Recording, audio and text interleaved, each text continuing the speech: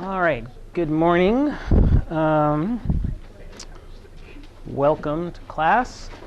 So today, spend most of the time on 14.3, and I want to just start 14.4, probably hopefully spend the last 10 or 15 minutes of class getting us into that, and then we'll finish 14.4 on Wednesday. Other things today, Human Ecology Forum in here, 4 to 5:30. Aura and Davis are presenting on development models. Yeah. You should know. You should give us a little overview. No. Yeah. So anyway, that's 4, which really means 4:10 in here. I'll be available for homework help. Why did I say 5? That should be 5:30. So when this is over, I'll head over to the dining hall and see who's there. I can stick around until 6-ish. These blue times are Ian's. Oh, what am I doing? Why am I having such a hard time getting this right? So homework help for me today is 5:30 to 6, and then it's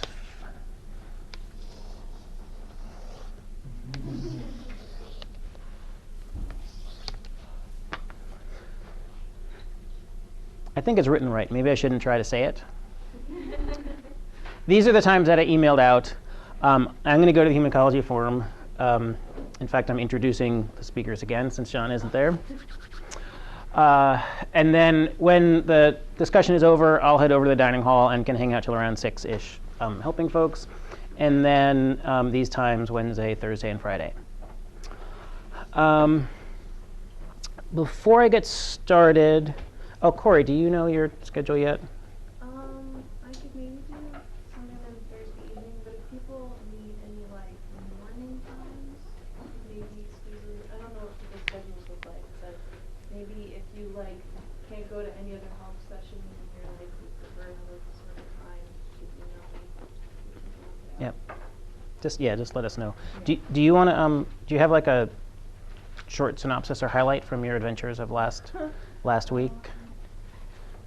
Or at least just tell people where you were, because it's cool. I was in Canada and Banff at a conference which was on creative writing and mathematics.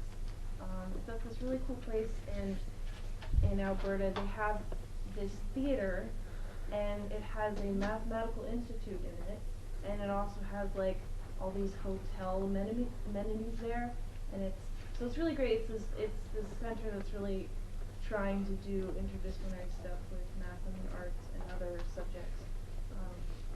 So it was very crazy, but it was awesome. It was very good. Thanks. I don't know, everything Sure. else Yep. is too complicated. So I'll just start talking, it'll be 2 hours. Okay. Yep. Sorry. Yeah, so I don't know, I could sort of imagine here you're the weird one who's trying to combine theater and math, and they're you're the normal one who's trying to combine theater and math, because that's what everybody's doing. Cool. All right, so a note about web work. So again, I assigned a bunch of web work problems. I suspect, as was the case last week, there may be some challenges just figuring out how to enter your answer. And if that's the case and you're pretty sure you're doing it right, and you're banging your head against a wall or a computer screen, stop. And it's really easy for me. So I can log on as you, and so I can see the exact problem you're doing at the same time that I sort of maintain my instructor superpowers and can see the answer. So if you're saying, gee, I think the answer is x cubed, but I don't know if I'm answering it right, I could just look and say, oh, you are answering it right, but it wants it like this, or oh, you're answering it wrong. So web work is supposed to be challenging, but not syntactically, in the sense of how do you enter things. So I suspect, it just sort of seems inevitable that these issues are going to arise in this problem set. So again, if you're banging your head against the wall, just stop. It's really easy for me to check to see what's going on. So either during a help session, I'll try to bring my laptop, I can just log on, or if I'm online, it's 5 minutes for me to check, and it can save you an hour of pain. Or character building, patience building exercises. The homework this week is I don't think it's a lot longer than last week, but I don't think it's shorter either. And I'm sorry I didn't get it out early. I'm trying to get into a routine where I post the homework on Friday, but it's a lot. Putting a web work assignment together is a lot harder than putting a normal assignment together. So anyway, I'll try to get that up sooner next time. And as usual, if you have questions, we're all here to help. This week, all three of us are around. We lose Ian to South Africa for the month of February. So, any questions? All right. So last time we were in the midst of calculus, and pretty much now for the rest of the term, we're just going to be swimming in calculus all the time. So this idea of partial derivatives that has been just so obviously foreshadowed, I hope obviously foreshadowed for the entire course, it's just taking a derivative in either the x direction or the y direction. And we finally got to the algebraic parts of taking derivatives, and it's disappointingly simple, I hope. So if you've got a function of two variables and you want to take the x derivative, you just pretend y is constant. And it is as far as x is concerned. You're just varying x. How does the function vary when x varies? So you might do sort of something like this. And so we ended class last time. You did a bunch of exercises practicing this. And what I want to do today is just to get us started is a few warm-up exercises to just sort of remind you of how this goes. And oh, there's one other thing I wanted to say before you started on this. As in one-dimensional calculus, taking derivatives is fun, so you can always keep on going. So you could do this. This is a function. Why not take its derivative? And let's see, that would be 2y minus cosine x. We'll do more in terms of interpreting second derivatives in a couple of units. But some of the web work problems where the point is just to practice this mechanics, have you calculate second derivative. So I wanted to at least mention it. What if it asks you to calculate like f of x, y? You could do that too. Which is called a mixed partial. And it's hard to think about those geometrically, but we'll practice that. I think it's the last unit in this chapter does second derivatives. So we'll do more of that then. But it looks, and you would write it like that, or. And so do you take the derivative of x first and then the derivative of y? Because like. It turns out it doesn't matter, yeah, which is exciting. So, all right. So that was a punchline for like next week, but. Anyway, all right. So let's do these. The sheet more partial derivatives. This will be a good warm up, and that will lead us nicely, I hope, into 14.3.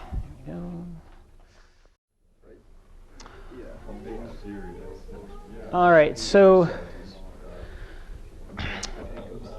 let's talk through these. Let's, I guess, talk about the tofu problem first. The book example, the textbook has some examples with beef consumption, and so this is my attempt to subvert that. So what would this mean? The amount of tofu being sold when the price of tofu is $2 per pound versus seitan being $3 per pound. Yep. So that. What about this?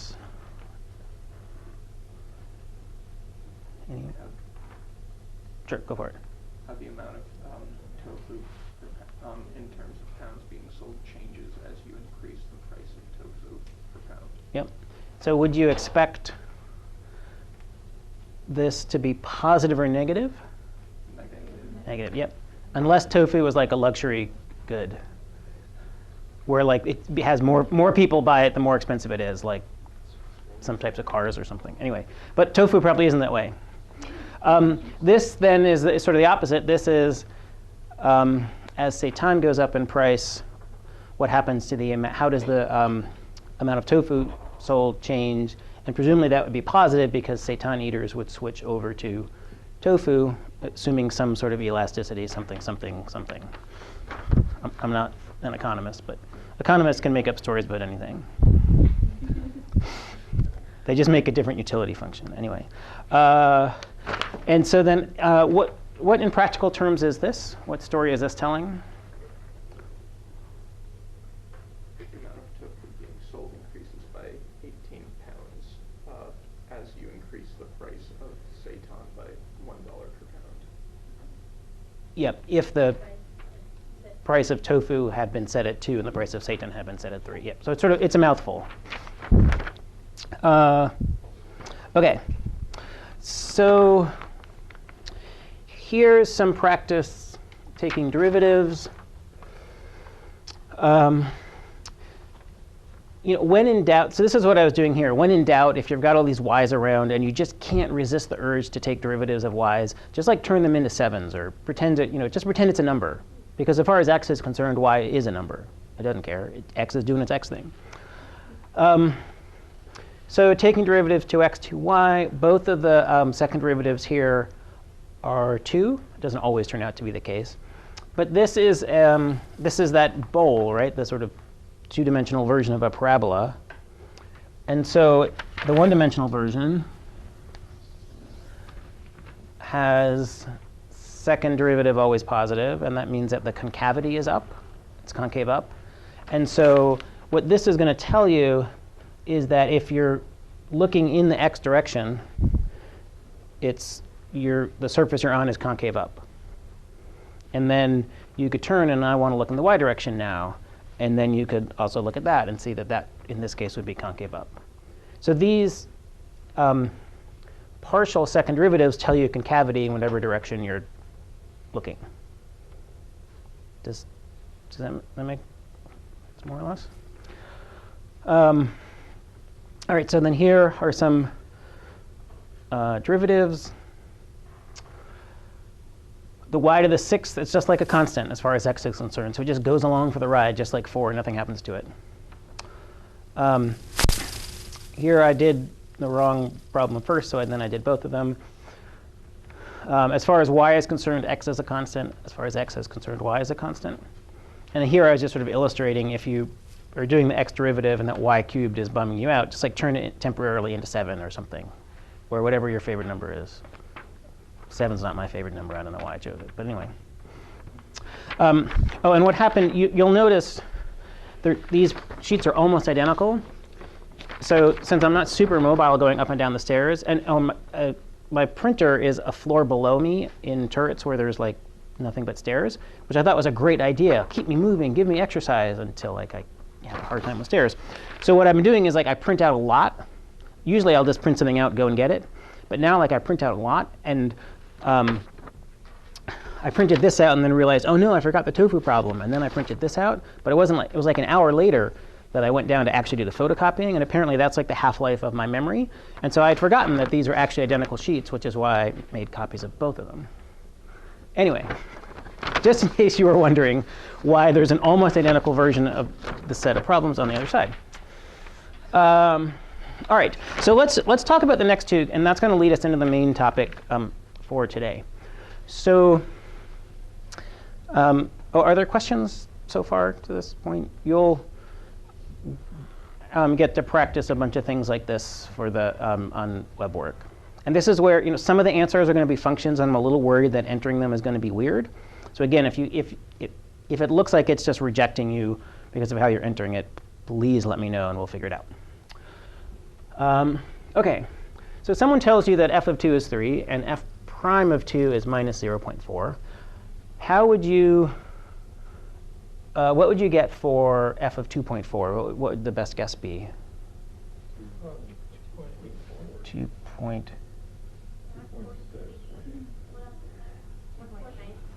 All right.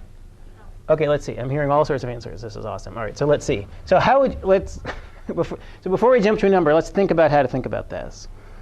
So you would probably say, OK, well, I know that f of 2 is 3. But then if I want to go to f of 2.4, then I'm moving 0.6 backwards. So I might, let me write it this way. Sorry.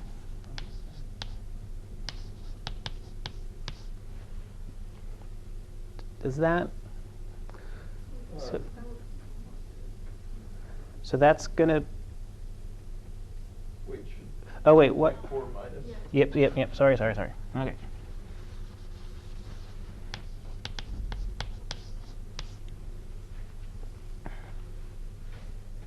So this is, so I'm starting at 2. So where f of 2 is 3. And then I'm saying, how far am I moving in the x direction? I'm moving this far. And how does my function change when I take a certain step in the x direction? That's determined by this slope. So that's going to give me, let's see, 3. Then this is plus, that's minus. This is going to be minus.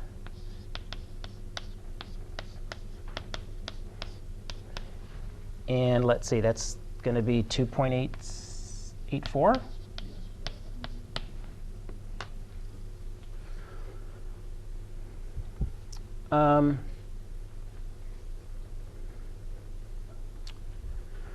So in general, what you did to get this was I was basically asking you to evaluate f of x. In this case, I told you I wanted to know the function at 2.4. She said as well, all right, I've got some limited information, so here's what I'm going to do. I'm going to take this as my starting point.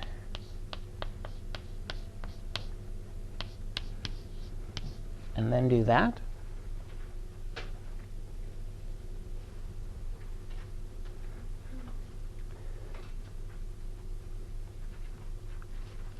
I'm not sure if I should say more about this or if people kind of feel OK about this. All right. The stares and nods didn't really ask a yes or no question. Should it? Do you want to hear me speak more about this, or should we move on to the next thing, which is sort of OK. Thanks. So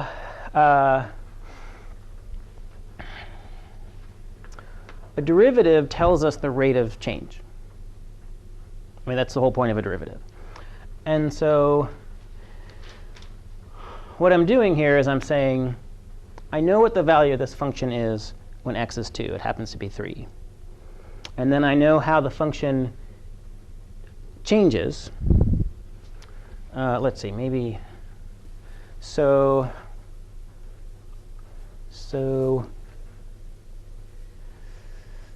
let this be the tons of tofu that are sold if the price of tofu is $2 a pound.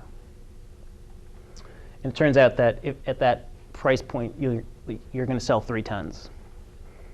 And then this might be how much less tofu you sell if you increase the price of tofu.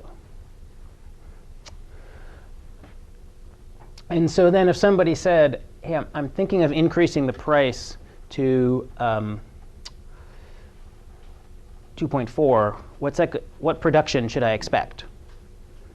You'd say, all right, well, let's see. I know that it was 3. And if you're going up by 0.4, but you go down by 0.4 per step, then all right, I think your production, you should set your production level at this. It's better or worse? And so what we're doing, we have some unknown. We don't really know what the function is. 2, 3. What we're doing is we're taking this curve and approximating it by a line. This is the equation of a line. It's a linear function. There's no x squareds or anything. OK.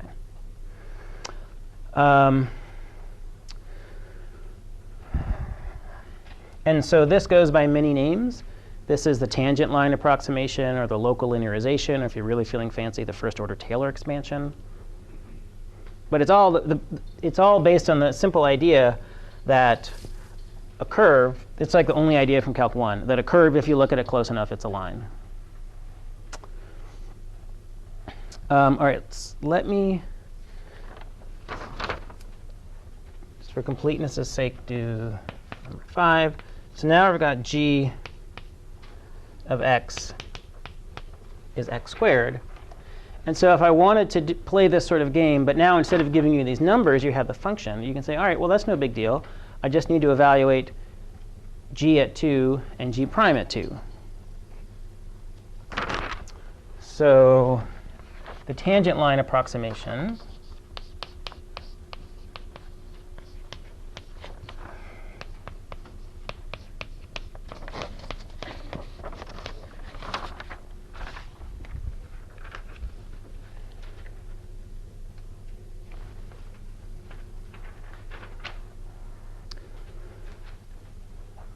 and we could even plug in, if we felt like it, 2 squared plus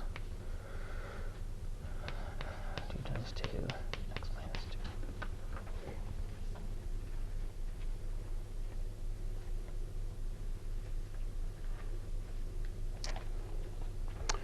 2. So this is the point in the class when I was imagining that you would have sort of the comfortable, relaxed expression on your face and in your posture, like as you were sort of encountering a friend you had known for a very long time and were comfortable with. But I'm really not picking up on that. And I don't know if it's because it's so cold outside. But all this is saying is we can take a curve and turn it into a line. And that's going to be, it's not a, that'll be a good approximation if you're near here.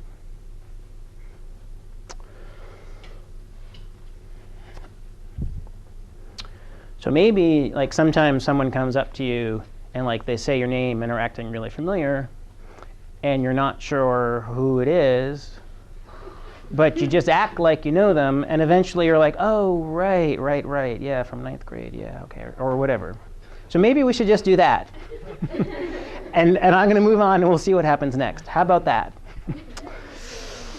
All right. So so proceeding forward, so that's the 1D version of this.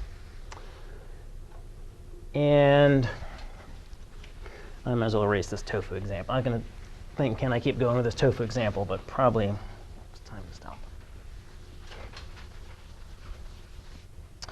And so, right, the main idea behind one-dimensional calculus is that if you take a curve and you look at it close enough, it's a line. The main idea behind two-dimensional differential calculus is if you take a surface and you look at it close enough, it becomes a plane. And so all of these friends from 9th grade that you forgot you were really good friends with, but oh my God, you're going to really discover all the good times you had together. All the stuff you did here for lines just carries over in a really natural way to surfaces. So let's see. So if we have a function of two variables, and I want to do the tangent plane,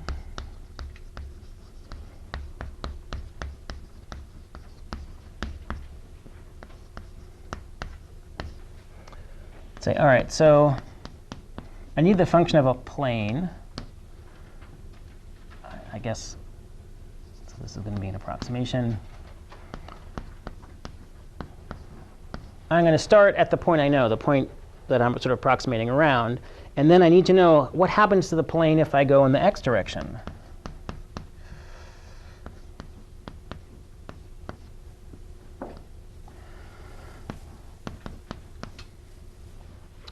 Other way around.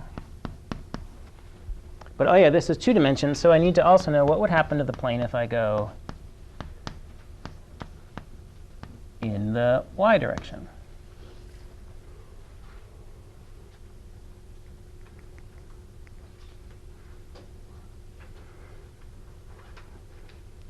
And that's it.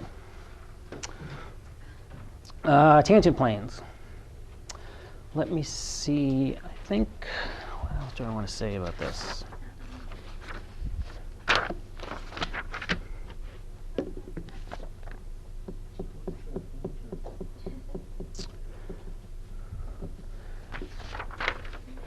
All right. So you know how that second side of your sheet has actually a rough earlier version of the first side of your sheet? And we're supposed to have a tangent plane problem on it. So that's all right. I'll concoct one. Let's see. So let's use the F and G and H, and let's find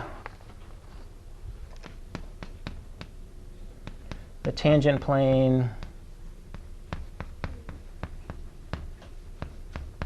for f of x, y at the point 1, 2.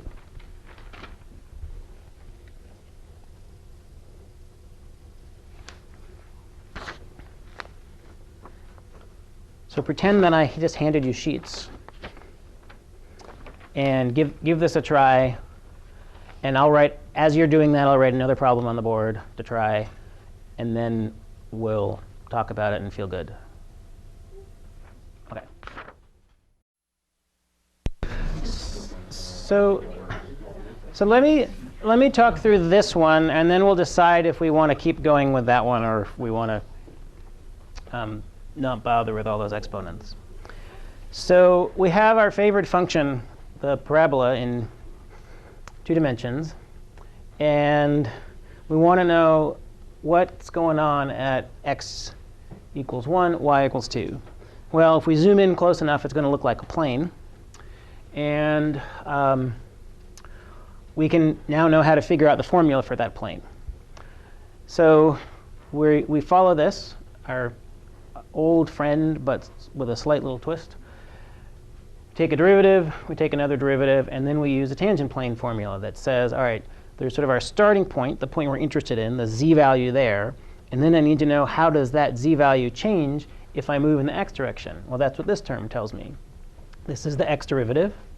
And then this is how far I'm moving in the x direction from the starting x value.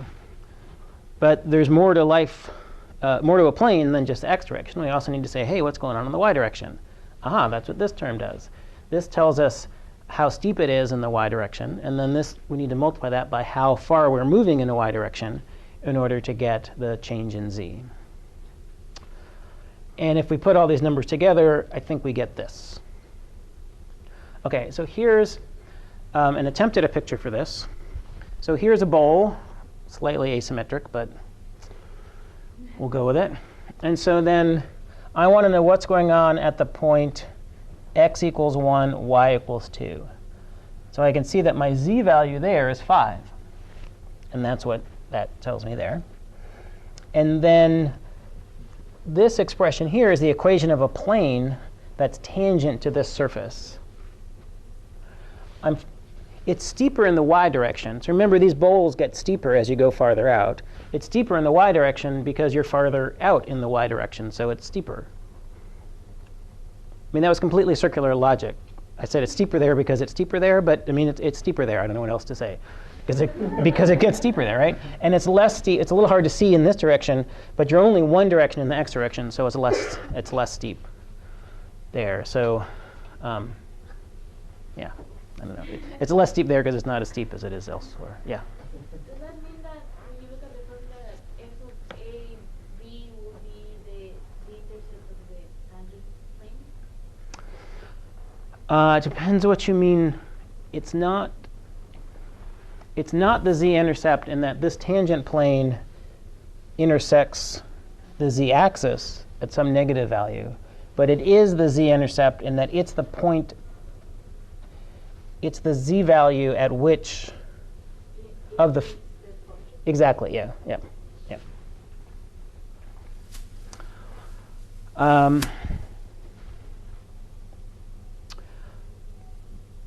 So calculating tangent planes may be just like calculating tangent lines. One of these things that seems not so useful, but actually is surprisingly common, at least in physics and maybe in economics a lot of times, where you have some complicated thing and you just want to approximate it by some little linear chunk. And maybe there are some homework problems that will illustrate that, and maybe I'll do an example in class next time to illustrate that as well. So here's this g problem. And the numbers are getting really, really big. Should we push through for the sake of completion? OK, they're pretty, some of the most enthusiastic nods of the day were, yes, finish this problem. So I'm not going to argue with that. So same sort of thing. We want to know what's going on at 2 and -1.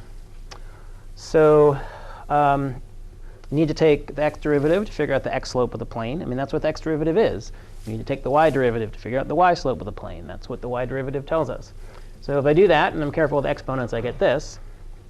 And then these are functions of x and y. I want to know the slopes at this particular point. Just like over here, I didn't want to know just any slope. I want to know the slope at this particular point. So I have to plug in a equals 2 and b equals 1. So plugging in 2, 1 to the g derivative, I got, I think, 320. And then plugging in 2, 1 to the y derivative, I'm going to get minus 2 to the 8 times 3, 2 to the 8, 16, 64.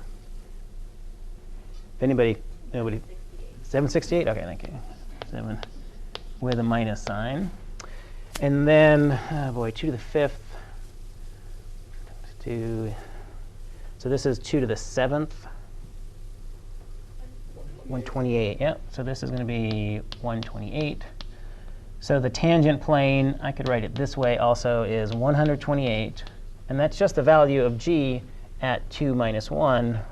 And then that's going to be plus 320 x minus 2 minus 768 y minus minus 1, also known as plus 1.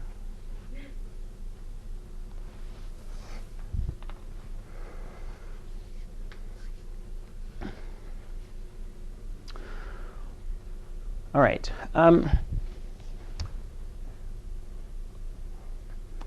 Let me do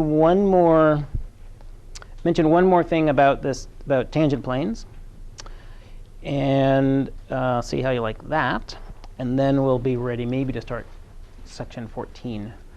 So maybe I'll start over here. So there's one idea from 14.3, which is that if you zoom in on a surface, it looks like a plane. So this formula is a little bit unwieldy at times. I mean, I sort of feel like this looks, maybe just because there's a lot of terms in it, and now there's a, b, and x and y, unnecessarily cluttered. And so there's another way of writing this in sort of another construction that is maybe a little more common, at least in the sciences, and is just a super useful way to think about functions. So how to think about this? I could take this equation and subtract FAB from both sides. And then I would have f of xy minus f of AB is going to equal fx, AB, x minus a plus fy, a, b, y minus b.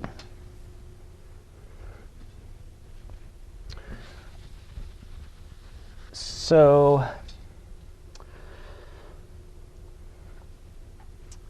this term is just change in x. And this is just the x slope. So I could write this as fx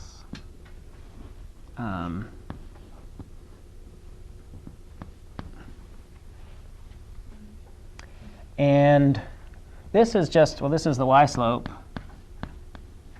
And this is the change in y.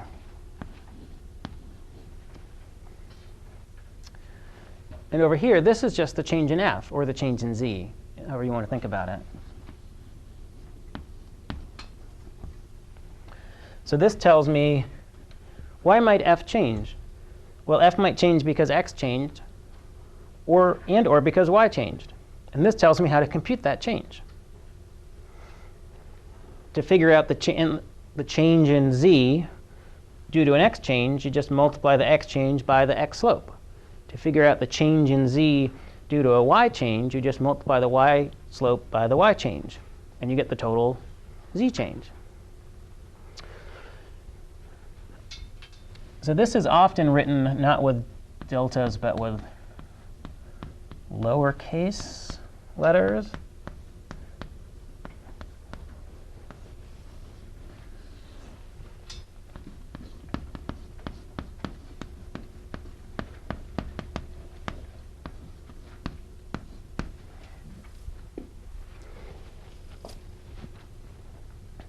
And so this is called the differential of f. And so these little d's are here to remind us that this is really only true in the limit that these are infinitely small steps. But very often in science, we pretend that small is actually infinitely small, and it works just fine. But the basic idea here is, as I said before, why might z change? Z changes both because x changes and y changes, and this tells us how x and y changes add together to produce the z change. Just like the tangent line thing that's the friend you didn't recognize at first, tells you how to compute a y change due to an x change. All right, let's see. Let's calculate a differential or two. Again, this was on the sheet that I should have given you but didn't. And then we're going to launch into something even newer and more exciting. So let's see. Let's calculate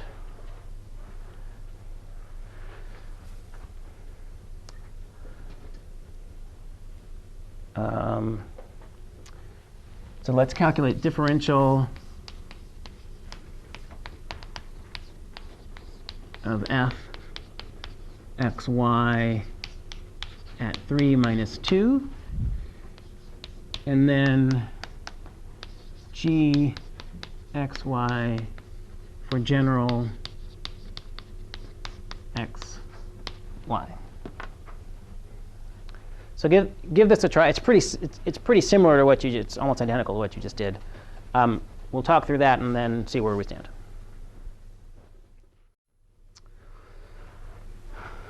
So on the left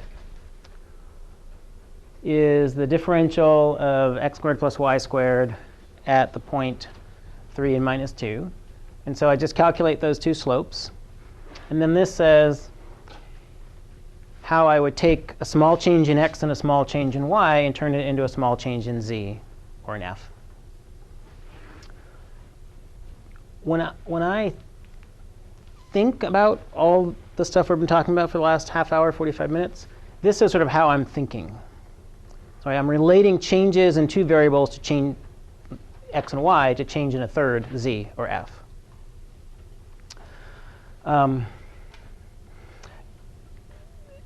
For example, you might know the pressure of a gas at a certain temperature and volume, and you want to know, OK, if I increase the temperature by a little bit and change the volume by a little bit, what happens to the pressure, or vice versa, or something like that.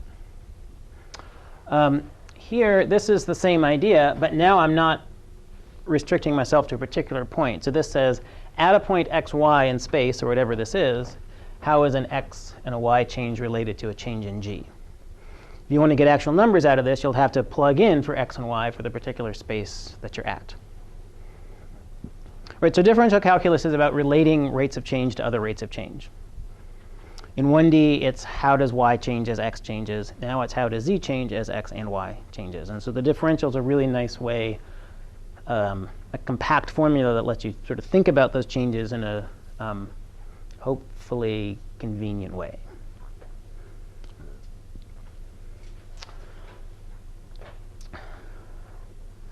So I think that's what I want to say about 14.3, which is about, well, this whole idea. How do you take a surface and turn it into a plane? And so again, these are again called local linearizations, a tangent plane, first order Taylor expansion, coming up with a differential. It's all the same idea. So there are a bunch of different formulas, but they're all really the same formulas in just slightly different guises. All right. So what I'd like to do now is introduce some of the ideas from 14.4. And I probably have 10 to 15 minutes-ish of stuff to talk about. We may get to an example. I hope we get to like a quick example at the end. And then we'll do a lot more with it next time. But I think it's, anyway, I want to stretch 14.4 out over a couple of classes because there's a lot in it, and it's going to be newer than the stuff we've done thus far. OK.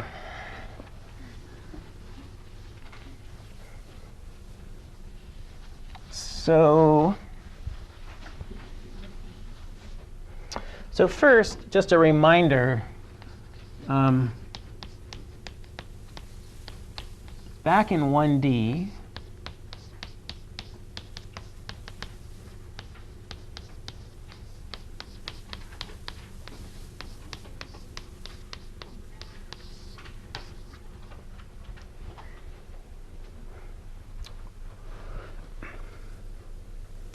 so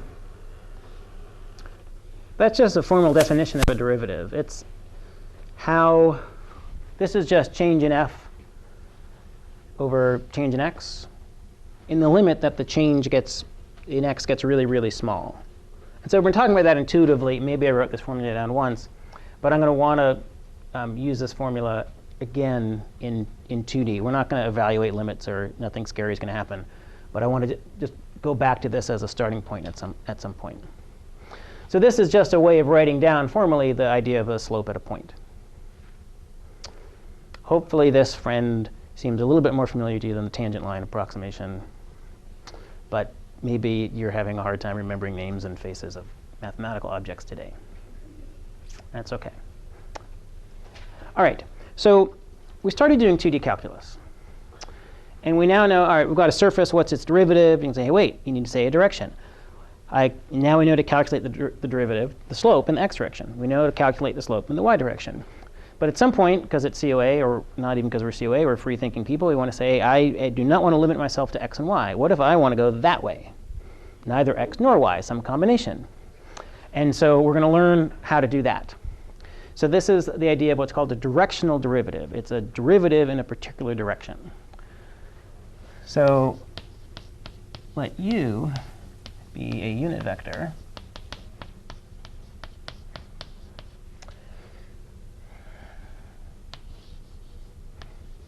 So there might be u. And we could put in components too. But the main thing is it has a length of 1. And then I want to know, how does f change in the u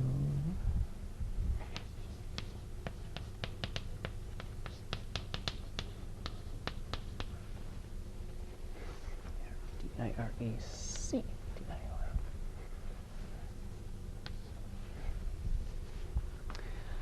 And so this is called a directional derivative. It's a derivative in a particular direction. And the direction is specified by the vector u. And in what is standard and also somewhat entertaining notation, so this is called directional, D-I-R-E-C-T, directional derivative.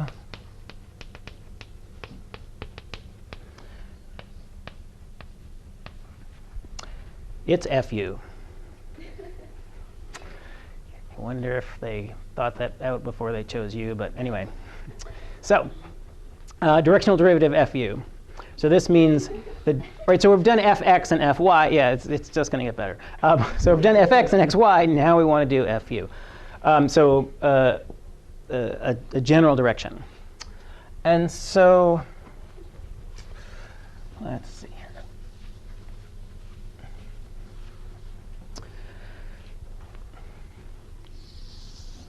So what I want to do is basically do this, but for a two-dimensional function. So let me write down what this looks like for this, and then talk us through it.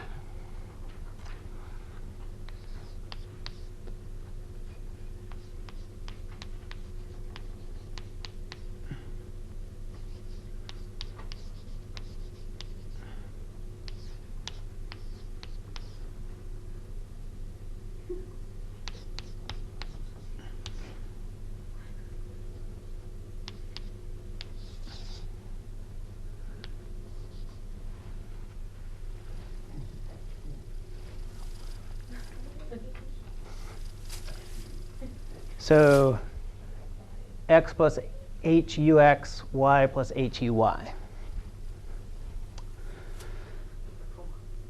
That's a comma. Yep. Because it's f of x comma y now. Yep. And so the picture here, let's see, I have to be a little bit careful as I do this. Uh-oh. That's right. So imagine you're on the side of a mountain and you want to know how steep is it in this direction. Well, you could take a step in that direction and then you would sort of like, well, see, how steep is it? And you could then like do a slope, right?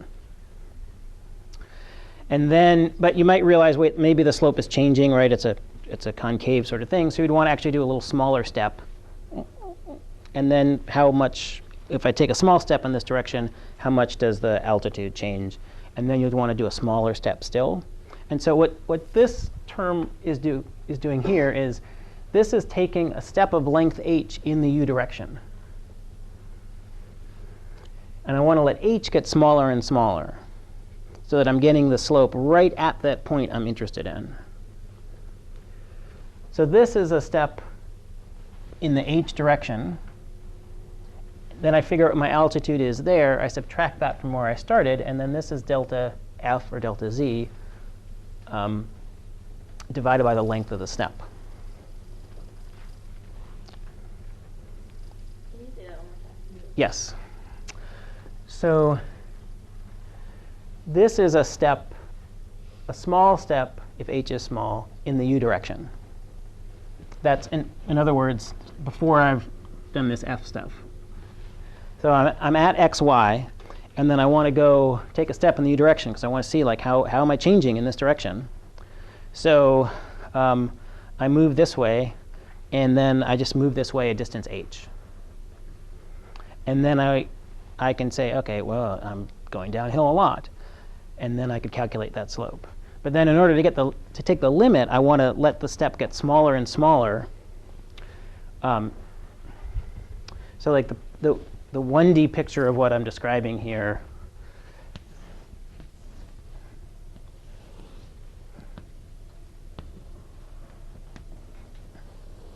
So if you wanted to know the slope at this point, you first might take a big step and calculate the slope. And then say, oh, but that's not exactly the slope right here because it's about these 2 points.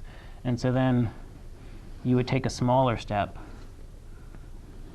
and a smaller step until you're just taking a tiny little step and seeing what tiny little change you get there. Okay. So this is a tiny step in the h direction. This is the altitude when I take that tiny step in the h direction. I subtract that from my starting point, divide that by the length of my step, and I have a slope. Right? That's what I'm doing here. I'm taking a little step. But here, you don't even think about direction. There's only one way to go. You're on a line, so you just go. You move over h divided by h. Here we have some choice. OK. More or less all right now? Right. So now some nice stuff is going to happen. Up top, this is a change in f. I mean, that's sort of the whole point. We want to know how f changes when I take this step in the u direction.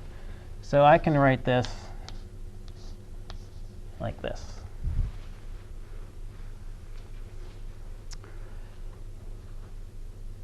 And now, see, this is why I want to be sure to do this today, because we're actually going to use the differential. We've got a change in f, and we want to know what's going on with x. Like, how is that related to changes in x and y? Well, that's what the differential tells us.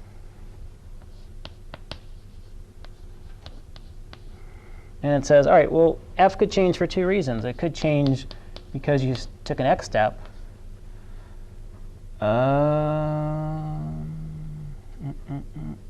yeah. Or it could change, sorry, I thought I had lost an h, but it's going to come back.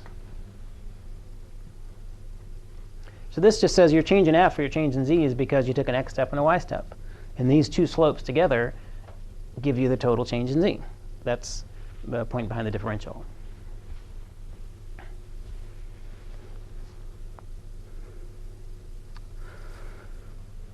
OK.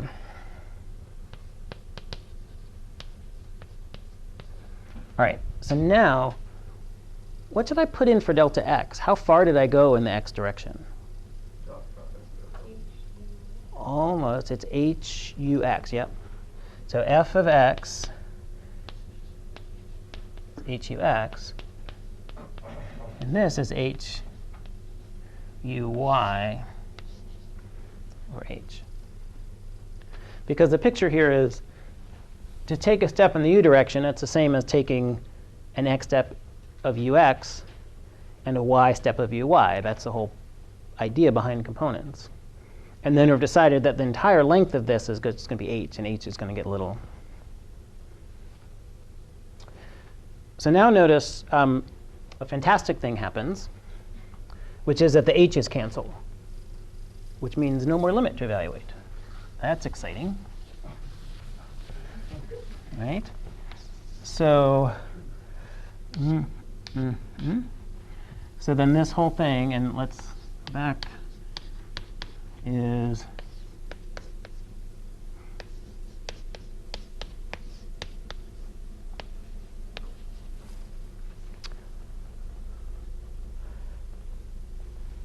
and now this sort of structure algebraically hopefully is familiar. You take the x things, multiply them together. You take the y things, multiply them together. And then you add those things. It's a dot product. Yep, so hey, we have a dot product.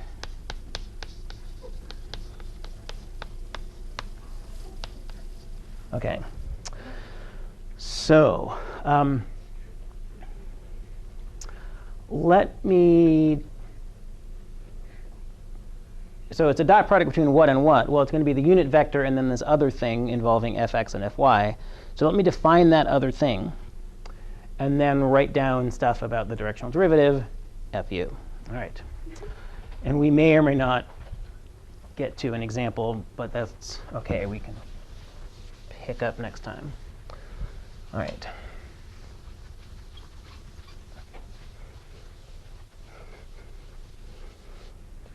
All right, so the picture is we've got f, a function of two variables. And the gradient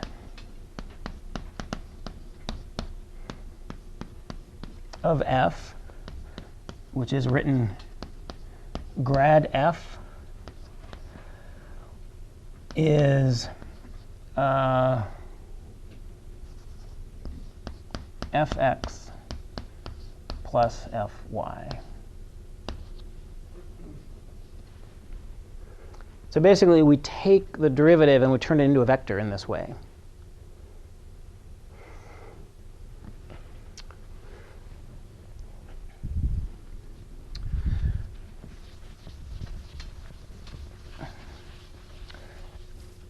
So our book uses this notation for the gradient. There's another notation that I think is better, which the book doesn't use, but I will use a bunch, which is this.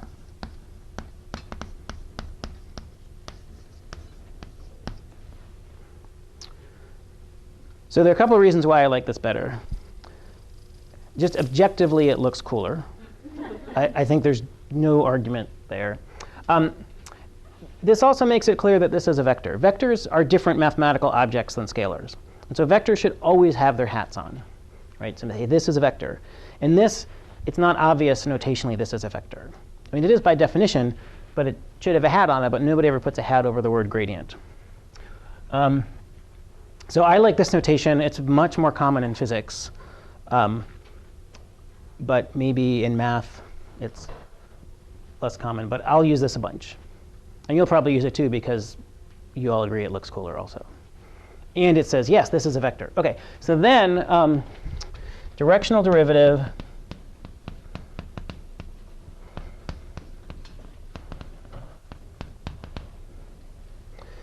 in direction of a unit vector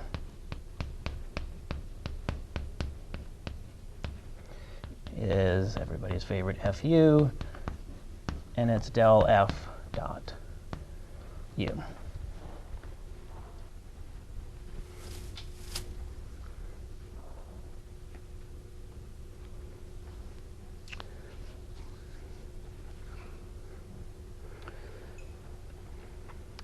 So a long time ago, maybe in the first day of class, I think it was Teresa who was saying, is there just a derivative? Because I kept saying, well, it depends on the direction. It depends on the direction.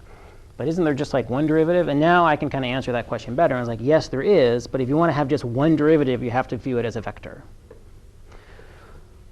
So this gradient vector contains an enormous amount of geometric information about what's going on at that particular point. But let's end with a quick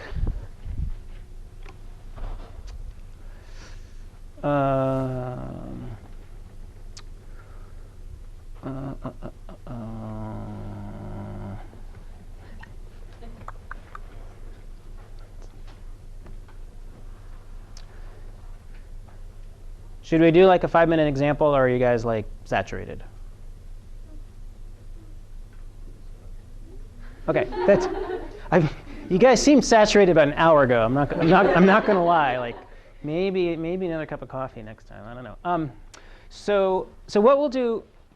So it was a lot of me talking today. What we'll do next time is we're going to spend a lot of time unpacking this. So gradient vectors. This is I think a brand new idea for Calc 3. It's not just sort of like remixed Calc 1 idea, maybe. So we'll spend the entire class probably working through a whole bunch of examples like this, and maybe a few more differential examples. So probably tomorrow will be much less of me talking and more of you unpacking the magic of gradient vectors. So I'll be in the dining hall for a little bit after class, and then the various homework help times that were up there.